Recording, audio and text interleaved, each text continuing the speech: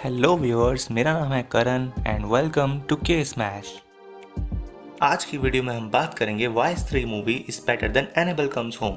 अब मैं यहाँ सिर्फ एनेबल कम्स होम मूवी की बात करूंगा, ना कि पूरे कॉन्जरिंग यूनिवर्स की और ना ही एनेबल 1 और 2 की, क्योंकि कॉन्जरिंग यूनिवर्स में और भी कई सारी मूवीज हैं और कॉन्जरिंग 1 और 2 तो काफ़ी हॉरर मूवी हैं, लेकिन एनेबल कम्स होम ऐसा मुझे लगता है कि सबसे कम हॉरर मूवी है इस पूरे यूनिवर्स की। तो आज हम जानेंगे कि क्यों स्त्री मूवी इससे फार बेटर है। तो मैंने कुछ पॉइंट्स रेडी करे हैं जिसके थ्रू हमें पता चलेगा कि स्त्री मूवी इससे काफ़ी अच्छी है। तो सबसे पहले पॉइंट की अगर हम बात करें जो कि है स्टोरी, तो देखा जाए तो दोनों ही मूवी की स्टोरी काफ़ी सिंपल है। हम दोनों ही स्टोरी समझ पाते हैं, हमें पता होता है कि मूवी में आखिर चल क्या रहा है, ज़्यादा कॉम्प्लिकेटेड नहीं है।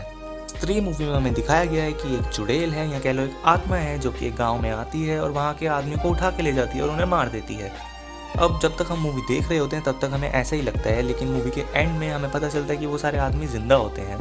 और जब हमें फर्स्ट टाइम स्त्री दिखाई जाती है, यानी फुली फ्लैश सीन जब स्त्री का होता है, जब वो जना का हंट कर रही होती है और हमें हवा में उड़ती हुई स्त्री दिखाई जाती है, तो हमें लिटरली उसे देखकर डर लगता है और वो गूज़ बम्प वगैरह आने शुरू हो जाते हैं, क्योंकि फर्स्ट टाइम वो स्त्री का अपीयरेंस होता है मूवी में।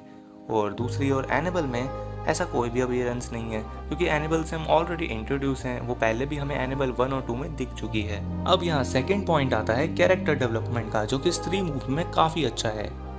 देखा जाए तो स्त्री मूवी में शुरुआत में सभी कैरेक्टर स्त्री से डर रहे होते हैं, इससे बचने के तरीके सोच रहे होते हैं, फिर लास्ट आते आते वो सोचते हैं कि इससे कैसे लड़ा जाए, इसे हराया कैसे जाए, और एंड होते होते वो फाइनली स्त्री को हरा देते हैं। और एनिमल कम्स होम में हमें ऐसा कुछ देखने को मिलता ही नहीं।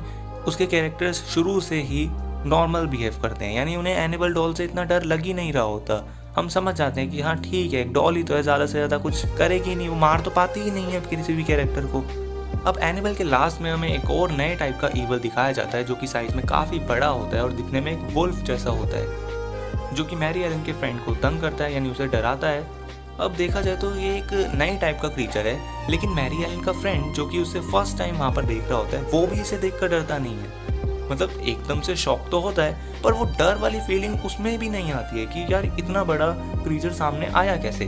बस वो उसे देखता है, डरता है और छुप जाता है, सिंपल। अरे भाई, तुम्हारे सामने एक क्रीचर है, उसे देखकर कुछ तो रिएक्शन दो। लेकिन नहीं, वो भी नॉर्मल डरता है और बस पीछे हो जाता है। लेकिन स्त्री मूवी में ऐसी कोई भी कंफ्यूजन नहीं है। शुरू से लास्ट तक बस हमें पता होता है कि स्त्री ही पूरे गांव को तंग कर रही है और कोई इवल या कुछ और स्पिरिट वगैरह यहाँ पर इस गांव में नहीं है। इसलिए इस मूवी के जितने भी कैरेक्टर्स हैं वो उससे ही डरते हैं और हम देखने वाले व्यूअर्स भी स्त्री से डरने लगते हैं। अब स्त्री जब किसी को अगर उठाने आती है तो वो उसे पहले पीछे से एक आवाज़ लगाती है और जैसे ही कोई उसकी तरफ देखता है तो वो उसे उठाकर ले जाती है। या फिर स्त्री के एक और हंट करने का तरीका है कि वो घर जाकर दरवाज़ा खड़काती है और अगर कोई उसे कह देता है कि कल आना तो वो चली जाती है। अब ये चीज़ एक तरह से नई है और ऐसा कभी हमने किसी मूवी में देखा भी नहीं है, और यहाँ पर एनिमल में ऐसा कुछ भी नहीं है।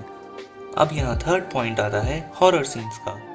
अब देखा जाए तो दोनों ही मूवीज़ में हॉरर सीन्स और जंप स्केयर्स काफ़ी हैं, लेकिन स्त्री मूवी के हॉरर सीन्स काफ़ी डरावने हैं। अब देखा जाए तो एक नॉर्मल गाना आ रहा होता है मूवी में, कमरिया सॉन्ग जो है, अभी ये गाना चल ही रहा होता है कि हमें इस गाने के बीच में ही डर लगना शुरू हो जाता है, क्योंकि राजकुमार राव का कैरेक्टर एक दीवार पर टॉयलेट कर देता है जिस पर लिखा होता है ओ स्त्री कल आना, और वो बिल्कुल उसी जगह पर टॉयलेट करता है जहाँ पर कल वर्ड लिखा होता है और वो कल मिट जाता है, जिससे उस दीवार पर रहता है कि ओ स्त्री आना। मतलब हमें गाने के चलते चलते के बीच में हमें डर लगने लग जाता है कि अब आगे स्त्री किसका हंट करने आ रही है या अब क्या होगा इन कैरेक्टर्स का।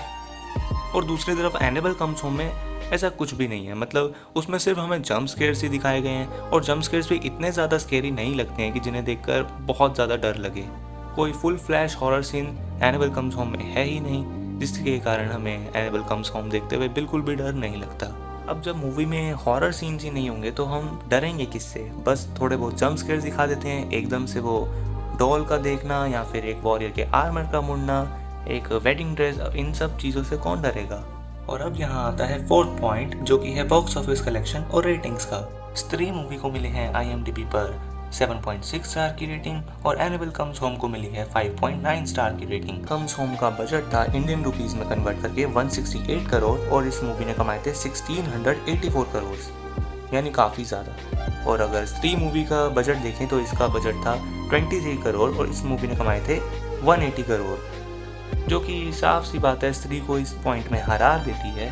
लेकिन फिर भी दोनों मूवी की स्टोरी देखी जाए, रिव्यूज़ देखे जाएँ तो सब में स्त्री मूवी ही बेटर है और एनेबल कम्स होम फेल होती है हमें डराने में। वैसे पूरे कॉन्जरिंग यूनिवर्स में मुझे सबसे ज़्यादा हॉरर मूवी सिर्फ कॉन्जरिंग 1 और कॉन्जरिंग 2 ही लगी।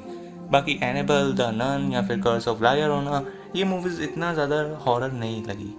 बाकी आपको कौन कौन सी मूवी कॉन्जरिंग यूनिवर्स में हॉरर लगी और कौन सी नहीं लगी मुझे कमेंट सेक्शन में ज़रूर बताएं। और वीडियो को पूरा देखने के लिए बहुत बहुत शुक्रिया।